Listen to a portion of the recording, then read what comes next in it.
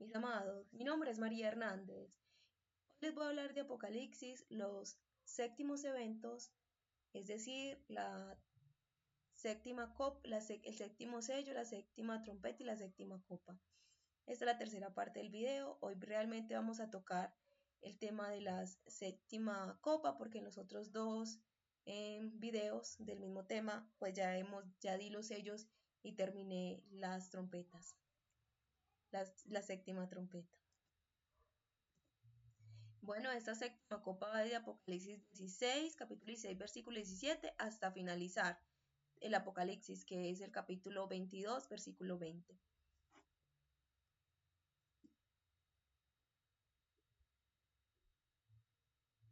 Como siempre digo en todas mis presentaciones, yo soy, como digo en todas las presentaciones, soy maestra de la palabra y esos son mis canales de contacto en TikTok, @dasa.predicaciones, en YouTube, @dasa_g2j, mi contacto de correo es adasa.predicaciones@gmail.com. Bueno, vamos ahora sí con la séptima copa. Entonces voy a leer el capítulo Apocalipsis 16 desde el versículo 17.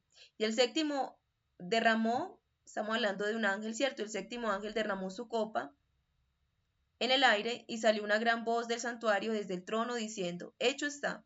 Y hubo relámpagos y voces y truenos, y se produjo un gran sismo, un terremoto tan grande y terrible, cual no lo hubo desde que existe hombre sobre la tierra. Y la gran ciudad se partió en 3 partes, y las ciudades de las naciones cayeron. Entonces aquí está hablando de una destrucción total de todo el universo, porque algo partido en 3 partes es la destrucción total. Está hablando de la gran ciudad. Esta gran ciudad, mi amado, es Babilonia, y Babilonia es todo este universo. Dios dijo que va a ser cielo nuevo y tierra nueva, porque los primeros cielos y la primera tierra pasaron. ¿Por qué? Porque Satanás contaminó la primera creación. Entonces Dios hará una segunda creación, ¿cierto? Y para hacer esa segunda creación va a destruir totalmente esto. Mira, en Génesis 1 nos muestra que el Señor creó los cielos y la tierra y nos muestra que los creó en 6 días, ¿cierto? Asimismo, en 6 días va a destruir, en 6 tiempos va a destruir este planeta, por eso son 6 copas. El séptimo es ya donde Él vuelve otra vez vuelve a reconstruir, ¿cierto? O sea, el séptimo es nuestro reposo, pero es el Señor haciendo cosas nuevas, hará cosas nuevas y ya nosotros entramos en reposo. Un cielo nuevo, una tierra nueva que el Señor va a hacer. Y Génesis, ese es Génesis 1, pero Génesis 2, mis amados, hay algo, Satanás destruyó la tierra. ¿Qué destruyó de la tierra? Él no destruyó toda la tierra, porque, el único que puede destruir el universo es el Señor, pero Satanás sí destruyó. Si ustedes leen Génesis 1 y leen Génesis 2, van a ver una gran diferencia. Génesis 1, las aves, Dios las creó del agua. Váyanle a Génesis y miran que las aves Dios las creó del agua, ¿cierto? Las primeras aves, que eso es lo que estamos diciendo, que eso es los restos fósiles que se encuentran de dinosaurios, ¿ok? Entonces las primeras aves fueron creados del agua, al igual que los peces. Los peces fueron creados del agua y las primeras aves también. Los peces no fueron destruidos, por eso en Génesis 2 no se vuelve a decir que Dios creó peces, pero usted mira en Génesis 2 y ve que el Señor creó del polvo de la tierra animales terrestres, pero también creó del polvo de la tierra las aves, ¿sí? Entonces, los primeros fueron creados del agua, las primeras aves fueron creadas del agua, que son los restos fósiles que podemos ver de dinosaurios que son muy, muy, muy antiguos, ¿cierto? ¿Por qué? Porque entre Génesis 1 y Génesis 2 hay un tiempo muy largo. Génesis 1 nos muestra cómo fue creada la Tierra hace millones de años, lo que dicen los científicos. No sé cuántos millones de años lleva la Tierra, pero Génesis 2 relata es cuando el ser humano empezó a existir en la Tierra, que es por ahí 7.000 años. ¿Sí? No es tanto. El ser humano en esta Tierra no lleva tanto tiempo.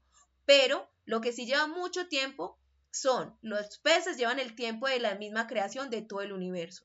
Los peces. O sea, por eso los seres más antiguos podemos encontrarlo en los peces. Animales terrestres no vamos a encontrar. ¿Por qué? Porque eso fue destruido posiblemente por Satanás. ¿Cierto? Cuando Dios lo expulsó de alguna manera, del cielo o algo, hizo alguna sentencia contra él, él vino y pues como me imagino que como represalia, vino y destruyó como esta creación que el Señor había hecho, ¿cierto? Entonces, ¿qué destruyó esta creación? Y es posiblemente eso que nos hablan de lo que ocasionó que destruyera a los dinosaurios. Entonces, ¿por qué, mi amado? Porque aunque el ser humano sí fue creado hace millones de años, pero es el espíritu. Dios creó a Adán y Eva en un solo día, el sexto día. Los creó a imagen de Dios. ¿Cómo es Dios? Dios es espíritu. Entonces Dios creó el espíritu de Adán y Eva, pero no los creó corporalmente. ¿Cuándo los creó corporalmente? En la segunda creación. Y ahí fue donde Dios le dio mandato a Adán y Eva sobre esta tierra. Por eso Satanás no podía destruir la tierra, porque era manejada por Adán y por Eva. Pero, ¿qué pasó? A Satanás le quitó el dominio, robó el dominio, pero como es un robo, usted no puede actuar igual. Usted puede robar una casa, es posible, o cualquiera puede robar una casa, pero esa casa que robó no es 100% de él y no puede efectuar cosas con esa casa. Por ejemplo, cuando alguien se roba una moto, se puede robar una moto, puede andar con la moto, pero decir que la va a vender es muy difícil. O sea, no puede hacer cosas con ellas. Asimismo, Satanás no tenía dominio total sobre esa tierra. Tenía un dominio robado que se lo robó a Adán y Eva porque los engañó. Cuando él los engañó y ellos pecaron, Satanás pudo tener dominio de esta tierra, por eso es el príncipe de este mundo. No es el rey, es el príncipe, porque el rey pues sigue siendo Dios, es el rey de todo el universo, ¿cierto? Pero es el príncipe como algo delegado y algo en que Satanás tiene dominio, pero donde los hijos de Adán y Eva podían seguir teniendo dominio, o sea, el ser humano. Por ejemplo, Job, cuando actuaban bajo la obediencia a Dios, Dios custodiaba esos lugares. Entonces Satanás no podía destruir a Job. Y asimismo era toda la tierra. Satanás no tenía permitido destruir esta tierra cuando el hombre pisó esta tierra. O sea, la primera tierra destruyó los animales, destruyó los animales terrestres, las aves del cielo, pero Satanás no, en la segunda tierra ya no pudo hacer eso, en la segunda recreación, porque no fue una creación como tal, se recreó aquello que había faltado, ¿cierto? Dios volvió a hacer otra vez los animales y volvió a crear nuevamente las aves cuando los puso en el jardín del Edén, y yo los invito a que lean Génesis 1 y Génesis 2 y ven esas dos cosas diferentes. No es el mismo episodio. La gente los ve como si fuera una misma cosa y no son lo mismo, es diferente. Primero es la creación del espíritu y por eso el Señor dice que creó, que formó al hombre el polvo de la tierra y sopló en él. ¿Qué sopló? El espíritu que ya había creado. Es el espíritu de Adán que ya había creado cuando creó en el día sexto al hombre hace millones de años, ¿cierto? Pero el hombre con cuerpo corporal solamente lleva, si más o menos, 7.000, 8.000 años en esta tierra, lo que relata la escritura. No van a encontrar restos fósiles del hombre actual antes de eso. Dicen por ahí que no, que hace tiempos que estos eran parientes. Pues sí, antes de nosotros existieron otros terrestres, ¿cierto? Que pudieron haber sido caminado, pues caminar en dos patas pudo haber sido, pero no eran humanos, porque el ser humano solamente existe a partir como tal, corporalmente, físicamente, en Génesis 2, y ahí sí es a partir de Adán. Entonces, son diferentes creaciones. Entonces, los restos fósiles que encuentras son de animales que fueron hace millones de años, hace mucho tiempo, que son del mismo tiempo de las aves de hace mucho tiempo, ¿cierto? Pero lo que hay en la actualidad, no van a encontrar en la actualidad un ser vivo terrestre, ni de las aves, que sea más antiguo que más o menos en el tiempo que fue creado Adán, 7.000, 8.000 años. ¿Por qué? Porque Dios primero creó a Adán y después creó los animales terrestres y las aves para que les pusiera nombre, ¿cierto? Ahora, los acuáticos sí existían hace mucho, mucho tiempo, porque esos existen desde que la Tierra y el universo existen. Ustedes ven que cada cosa, aunque digo temas diferentes, aunque es el mismo tema, voy tocando como asuntos. No sé por qué toca esto de la creación del Señor, sí, además que por la séptima copa que les estaba hablando. Bueno, y el séptimo derramó su copa en el aire, y salió una gran voz del santuario desde el trono diciendo, hecho está. Y hubo relámpagos y voces y truenos, se produjo un gran sismo y un terremoto tan grande y terrible, cual no lo hubo desde que existe hombre sobre la tierra. Y la gran ciudad se partió en 3 partes, y las ciudades de las naciones cayeron. Entonces, mis amados, aquí es la destrucción total del universo. Esto ocurre cuando, en el sexto evento, donde el Señor dice, y hubo un terremoto también, cuando el Señor llama a sus escogidos, después de que Él los hace subir al cielo, dice que hubo un terremoto. ¿Por qué? Porque cuando ellos suben, todos descendemos, o sea, cuando todos subimos, ¿sí? Porque los únicos que van a estar con el Señor son los que murieron antes de que el Señor resucitara. Esos van a venir con el Señor como ejército y van a estar con el Señor en las nubes. Nosotros vamos a subir, todos los demás que murimos después, o que vamos a estar en la tierra con vida, pues Dios nos va a dar un cuerpo nuevo, va a resucitar a los muertos en Cristo, a los que estemos con vida nos va a dar un cuerpo nuevo, un cuerpo que resiste, que un cuerpo inmortal, un cuerpo santo, un cuerpo que va a resistir cuando Dios destruya todo el universo. Entonces subimos con el Señor, bajamos, y cuando el Señor pisa el monte de Sion es donde se va a ver el terremoto, ¿cierto? Va a haber un terremoto que es un terremoto grandísimo, es un gran terremoto. O sea, ese terremoto, mi amado, va a destruir todo este universo. No es solamente la tierra, todo el universo, que es la Gran Babilonia. El centro y el epicentro de esa Gran Babilonia es la tierra, ¿cierto? Ese es el epicentro. Pero es todo el universo lo que va a ser destruido. Lo que les quiero decir, este universo nunca ha sido destruido desde la creación. Lo único que destruyó Satanás fueron los primeros animales y las primeras aves, que hay muestras de eso, ¿cierto? Los dinosaurios y los restos fósiles que encontramos de millones de años, ¿sí? Porque eso es de Génesis, eso pertenece a Génesis 1. Pero Génesis 2 es esto. Ahora, antes de nosotros van a encontrar, antes de 8.000 años que llevamos nosotros en esta tierra, van a encontrar peces de esos tiempos, claro que sí. No estoy hablando de restos fósiles, peces vivos de ese tiempo, sí pueden encontrar, claro que sí. Pueden encontrar peces vivos tan antiguos, más antiguos que nosotros, porque eso siempre han existido. Eso siempre han existido, esos no fueron destruidos. Pero seres vivos terrestres, más de lo que lleva el ser humano en la tierra, lo que dice la escritura, desde Adán, que son 8.000 años más o menos, no van a encontrar, mi amado. Nunca van a encontrar un ser vivo más de eso, terrestre. Si lo encuentran es acuático, ni terrestre ni del cielo. Porque Dios no iba a crear aves nuevamente si hubiesen aves.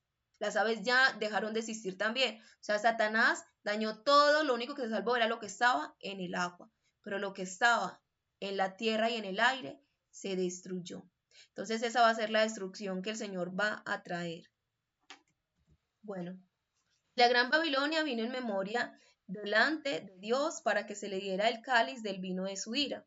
Y huyó toda isla y las montañas no fueron halladas, y del cielo cayó sobre los hombres un enorme granizo, bueno, como el peso de un talento. Ya esta parte de que, y del cielo cayó, o sea, hasta el versículo 20, es el sexto sello, o sea, es los sextos eventos, se parte de los sextos eventos. Pero el versículo 21 ya nos están hablando del primer evento, porque ahí fue donde el Señor mandó granizo sobre Israel. Está hablando de la destrucción de Israel, del sitio que hubo en Israel en los años 70, donde destruyeron el templo en Jerusalén.